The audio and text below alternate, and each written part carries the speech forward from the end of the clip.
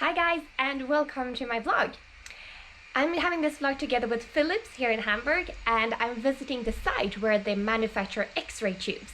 So I'm gonna first check out the testing of CT scanners, and then I'm gonna meet with somebody that's been an intern twice and written their thesis at Philips, and see a little bit about how it is to work there. So come along. Hi, I'm here with Sebastian, and we're at the production sites for the testing of the CT scanners, right? That Philips produces. Yes, that's right. So we have here some CT scanners, and we are testing here X-ray tubes and generators and all this whole stuff. That's cool. So we're gonna go and watch how it looks like inside a CT scanner, right? That sounds great. So let's go. Super exciting. See? So we have to go here into this bay. There we have the CT scanner.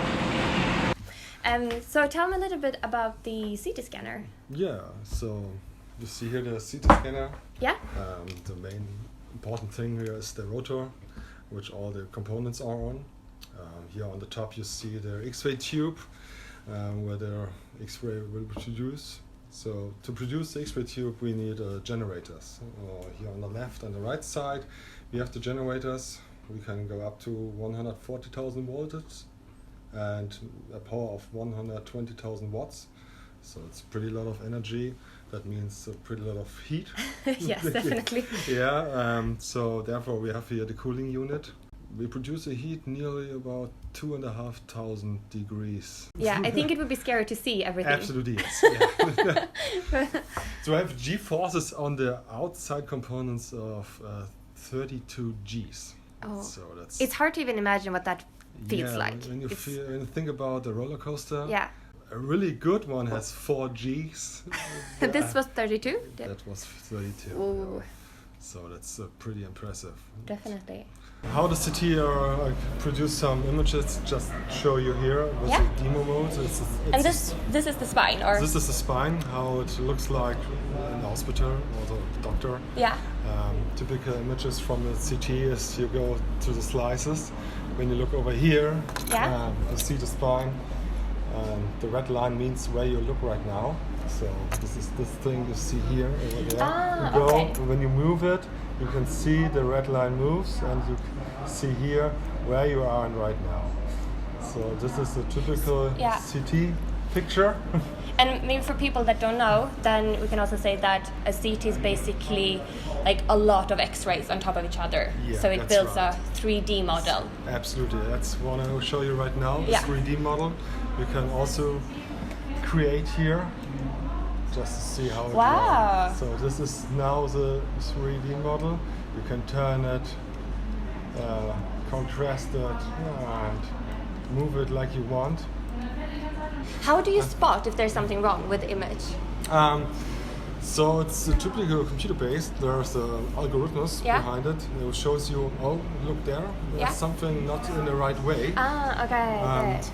We have special test phantoms to show. So you know how it should look like. That's right. Okay. We have a test phantom for the body segment and for the head segment. It's always the same. It's always the same scanner. Yeah. So there we can look and. And do you have different kind of CT scans as well here, CT scanners? Yeah, so this is called the Brilliance ICT scanner. What is it called? Brilliance ICT. Brilliance, okay. ICT scanner, and we have the Philips Ingenuity scanner as well here. What's the difference between them? The power of the tube. Okay. It's from the technical side, it's a little bit different. So this is called a unipolar tube, just with one high voltage cable. Yeah. And the Ingenuity CT is cathode and anode, also high voltage positive and high voltage negative. Yeah. Has not the power, just like this system. And the detector size is a little bit different. We have here 128 slices, and over there 64 slices. Do you also have it here? Or? Yeah, we also have it here. Can we see it? Yeah, sure. Cool, let's do that.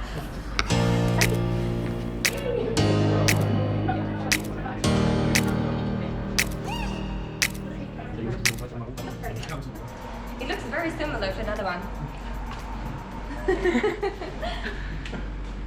So if you look at this, how can you see that this one would only take 64? You cannot see it right now, so that's not so easy. So yeah. Typically you have the larger detector over here. Ah, okay. So if I'm just going to borrow you guys here for a second. So here you can see the detector. It's really cool. So this is where the photons, like, basically. Yeah, sure. You have the X-ray tube over here. Yeah. Where the focus spot it creates goes down like this. Yeah. Through the table, through the patient, through the table, to the detector. And do you have any preference which you work with? Is it cooler to work with the other one? I learned on this system. So okay. This is the favorite one. This is my baby. Yeah. But the other system is pretty impressive, which can take the power and how fast it's rotate, and the images look amazing. Yeah. So that's actually really cool. And how long has the other one been in production? Nearly 12 years. 12 years, yeah. Okay, so what's the new cool thing in the CT world? The new cool thing is how the images look like. Okay. And the dose reduction is really important. Okay. So you can take pictures with less more dose than before, but the pictures look brilliant. Yeah. So you have no noise or something like that in the images. So not a lot of like scattering of the photos, absolutely, basically. Yeah, that's good. Cool.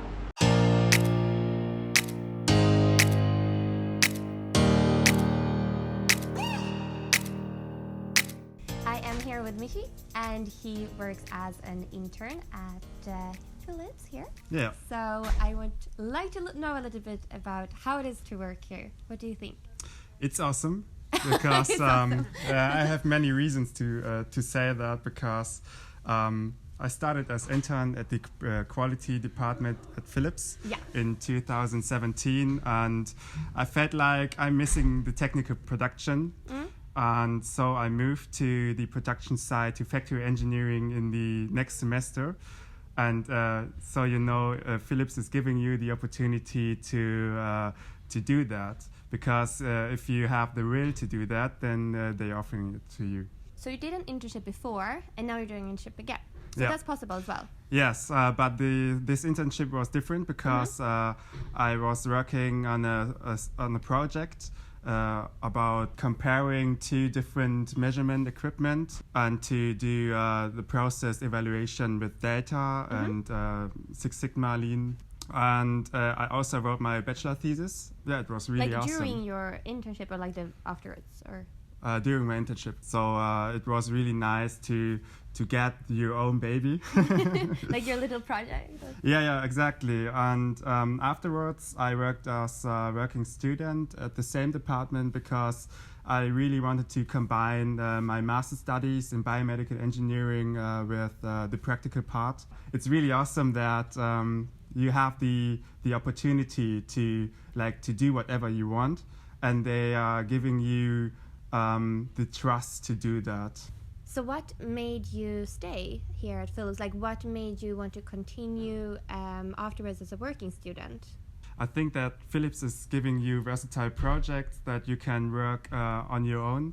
So it depends always on your personality and which skills you have to make your project successful. And that's also something that you should bring with you when you apply for Philips, to bring your own ideas, to be innovative, and to have the ambition to make every project that you get to be successful. And that's... So that you really like that concept of working? Or sure, that's why I decided to stay at Philips. And also the opportunity to switch between departments. So currently I'm working as a procurement intern. What does that mean?